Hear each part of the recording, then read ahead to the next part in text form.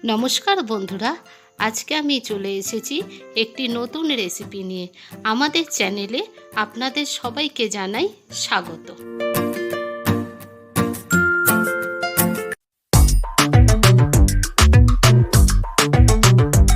আজকে রান্নাটি হলো রুই মাছের কালিয়া। এর উপকরণগুলি স্ক্রিনে দেখানো হলো, তো দেখা যাক। রুই মাছ 2 পিস, লবণ, হলুদ গুঁড়ো, লাল মরিচ গুঁড়ো, কালো জিরা, লাল মরিচ, সরিষার তেল, জিরা গুঁড়ো, ধনে গুঁড়ো, চিনি, পেঁয়াজ বাটা, রসুন বাটা, টমেটো বাটা। চলুন এবার রেসিপিটি শুরু করা যাক। মাছটাকে প্রথমে আমি নুন হলুদ মাখিয়ে 10 মিনিট রেখে দিয়েছিলাম। মশলাটাকে আগে আমি পেস্ট করে রেখেছি, পেঁয়াজ বাটা, আদা বাটা, রসুন বাটা, টমেটো বাটা, লাল মরিচ, হলুদ গুঁড়ো, লাল মরিচের গুঁড়ো, কালো জিরা, লবণ। প্রথমে আমি সরিষার তেল দিয়ে দিলাম। এবার তেলটা কিছুক্ষণ গরম হতে দেব। তেলটা গরম হয়ে গেলে পরে মাছগুলো আমি সব ছেড়ে দেবো।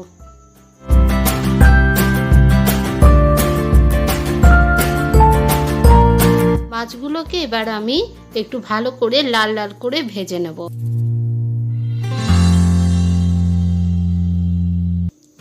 এবার একটু উল্টে দেব। উল্টানোর পরে এই পিঠটাও যাতে ভালো করে লাল লাল করে ভাজা হয়ে যায়। একটু কম আঁচে ভাজবেন, তাহলে মাছগুলো ভালোভাবে ভাজা হবে।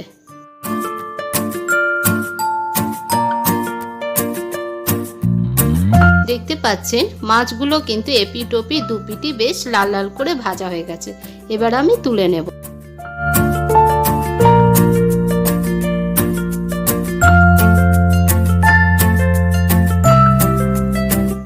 এরপর আমি ওই তেলেই ফোড়ন দিয়ে দেবো। প্রথমে দিলাম শুকনো লঙ্কা 2টো, তারপরে দিলাম কালো জিরা, একটু ভেজে নেব। তারপর দিয়ে দিচ্ছি মশলা বাটা। বাটা মশলাগুলো সবটা দিয়ে দিলাম।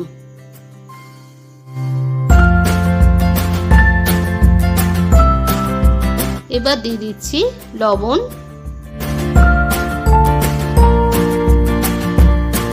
লবণ দিলাম 2 চামচের মতো।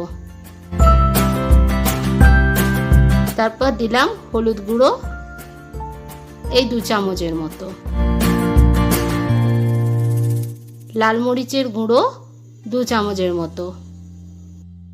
আপনারা যতটা ঝাল খেতে পারবেন ততটা, সেটা আপনাদের ওপর। এবার আমি এগুলোকে একটু ভালো করে নেড়ে নিচ্ছি। নেড়ে একটু ভালো করে কষিয়ে নেব।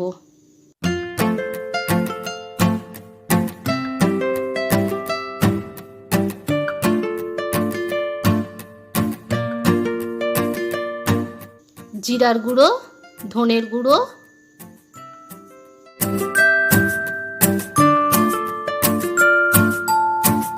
সামান্য একটু জল দিয়ে দিলাম যাতে মশলাটা যাতে পুড়ে না যায়। দিয়ে আবার আমি মশলাটাকে একটু ভালো করে কষিয়ে নিচ্ছি।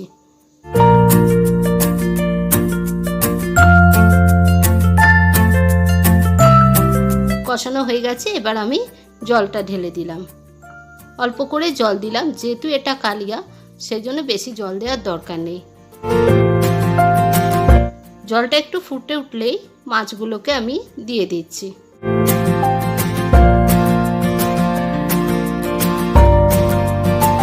একটু শুকনো শুকনো হয়ে গেলে, গামাকা হয়ে গেলে আমি ওটা নামিয়ে দেবো। দিয়ে একটু সরষের তেল দিয়ে আমি ওটা নামিয়ে দিচ্ছি। আমার কিন্তু রেসিপিটি কমপ্লিট। আমার রেসিপিটি কিন্তু সার্ভ করার জন্য পুরোপুরিভাবে রেডি। আপনারা চাইলে এর মধ্যে ধনেপাতা, কাঁচা লঙ্কা দিতেও পারেন, আমি দিইনি। ধন্যবাদ আপনাদের সবাইকে এই রেসিপিটি দেখার জন্য। যদি আপনাদের ভালো লাগে তাহলে অবশ্যই একটা লাইক করবেন, শেয়ার করবেন আর সাবস্ক্রাইব করবেন। কমেন্ট করবেন, যদি ভালো লাগে তাও কমেন্ট করবেন, যদি ভালো না লাগে তাও কমেন্ট করবেন। ধন্যবাদ।